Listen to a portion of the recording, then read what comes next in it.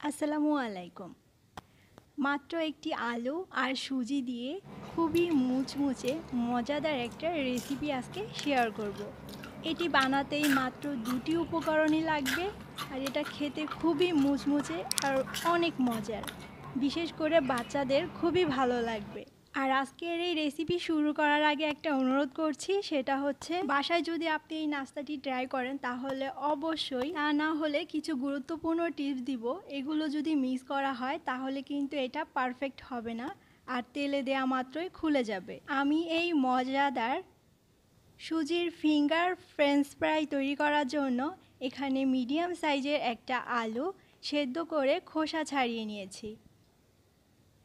চাইলে আরও বেশি করেও বানাতে পারেন, সেক্ষেত্রে এই পরিমাণে আমি আজকে যে রেসিপি দেখাবো সেই অনুপাতটা ঠিক রেখে পরিমাণ বাড়িয়ে আরও বেশি করে নাস্তা তৈরি করে ফেলতে পারেন। তো আমি এই আলুটাকে একটা গ্রেটার দিয়ে গ্রেট করে নিচ্ছি। হাত দিয়ে বা স্ম্যাশার দিয়ে স্ম্যাশ করতে গেলে অনেক সময় দেখা যায় যে ভিতরে গোটা গোটা থাকে, তো তাতে কিন্তু এই নাস্তাটা ভালো হবে না। তো এই জন্য আমি একটা গ্রেটার দিয়ে গ্রেট করে নিয়েছি। আর গ্রেট করে নেওয়ার পরেও যদি দেখেন যে ভিতরে দলা দলা আছে, সেটা কিন্তু ফেলে দিতে হবে বেছে। তারপরে আমি চলে যাচ্ছি চুলাতে। আমি চুলাটা এখনও অন করিনি। চুলাতে আমি দিয়েছি এখানে 1.25 কাপ পানি। আমি আজকের এই নাস্তাগুলো তৈরি করব আধা কাপ সুজি দিয়ে, তো সেই অনুপাতে আমি 1.25 কাপ পানি দিয়েছি আর 1/4 চা চামচের থেকে একটু বেশি লবণ দিয়েছি। অবশ্য স্বাদ মতো বাড়িয়ে বা আপনি কমিয়ে দিতে পারেন। তারপরে আমি 2 চা চামচের মতো তেল দিয়েছি, এটা হচ্ছে রান্নার সয়াবিন তেল। তারপর পানিটা যখন ভালো করে বলক চলে আসবে তখন আমি এর মধ্যে দিয়ে দিচ্ছি হাফ কাপ পরিমাণে সুজি। অল্প অল্প করে দিতে হবে আর ভালো করে নেড়ে মিশিয়ে নিতে হবে। তো মেশাতে মেশাতে একটা পর্যায়ে দেখা যাবে যে পানিটা একদম শুকিয়ে গেছে, তখন আমি চুলাটা অফ করে দিব। তো আমি এখন চুলাটা অফ করে দিব আর ভালো করে নেড়ে চেড়ে এভাবে করে মিশিয়ে নিয়েছি। তারপরে হচ্ছে আমি একটা ঢাকনা দিয়ে এই সুজিটা ঢেকে রাখবো কমপক্ষে 10 মিনিটের মতো। এরপরে কিছুক্ষণ পরে আমি এই প্যান থেকে সুজিটা ঢেলে নিচ্ছি।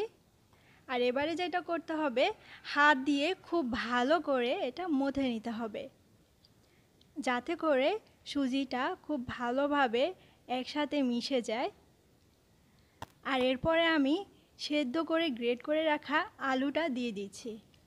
আর এবারও কিন্তু খুব ভালো করে একসাথে মিশিয়ে নিতে হবে আর ভালো করে মথে নিতে হবে। এই কাজটা একটু সময় নিয়ে করতে হবে, কারণ ভালো করে মথে না নিলে কিন্তু তেলে দেওয়ার মাত্রই কিন্তু এই নাস্তাগুলো তেলের মধ্যে খুলে যেতে পারে। তাই অবশ্যই খুব ভালো করে মথে নিতে হবে যেন সফট এবং স্মুথ একটা ডো তৈরি হয়। তো আমি এটা ভালো করে মথে নিয়েছি। এবার একটু লম্বাটে করে হাত দিয়ে এভাবে লম্বা করে নিচ্ছি। এবারে আমি একটা ছুরি দিয়ে এভাবে করে একটু কেটে নিচ্ছি। এটা হচ্ছে যে সবগুলি নাস্তা যেন সমান সাইজের হয়, এইটার জন্য আর কি। তারপরে আমি দেখতে পাচ্ছেন হাত দিয়ে এভাবে লম্বা করে নিচ্ছি। আর এর গায়ে যেন ফাটল না থাকে সেদিকে লক্ষ্য রাখতে হবে। যদি আঠালো মনে হয় হাতে একটু সামান্য তেল লাগিয়ে নিতে পারেন। তবে অবশ্যই লক্ষ্য রাখতে হবে যে উপর দিকে এর উপরে স্কিনটা যেন ফাটল না থাকে। তো এভাবে করে আমি সবগুলি বানিয়ে নিচ্ছি। চাইলে কিন্তু এই পর্যায়ে আপনি ডিপ ফ্রিজে ফ্রোজেন করেও রাখতে পারেন। তারপরে সবথেকে গুরুত্বপূর্ণ ব্যাপার যেটা, সেটা হচ্ছে তেলটা খুব ভালো করে গরম করে নিতে হবে। কারণ অল্প গরম বা কম গরম তেলের মধ্যে যদি এটা দেয়া হয় তাহলে কিন্তু কিছুক্ষণ পরেই দেখা যাবে যে এই ফ্রেঞ্চ ফ্রাইগুলো তেলের মধ্যে একদমই ভেঙে যাবে। মানে হচ্ছে প্রথমে তেলটা ভালো করে গরম করে নেবেন এবং যখন এই ফ্রেঞ্চ ফ্রাইগুলো তেলে দেওয়া হবে তারপরে চুলার আঁচটা একটু কমিয়ে মিডিয়ামে ভেজে নিতে হবে, হালকা লাল করে। তো এই টিপসগুলো যদি ফলো করে আপনি বাসায় ট্রাই করেন তাহলে অবশ্যই এটা একদম পারফেক্ট হবে। আর উপরটাও কিন্তু এটা অনেক মোচমোচে। আপনি চাইলে উপর দিয়ে একটু বিট লবণ আর একটু লাল মরিচ গুঁড়া ছিটিয়ে দিতে পারেন, এতে করে আরও মজার হয়। আর এমনিতেও খেতে এটা অনেক মজার হয়। রেসিপি ভালো লাগলে প্লিজ একটা লাইক দিবেন। ভালো থাকবেন সবাই, আজ এই পর্যন্ত, আল্লাহ হাফেজ।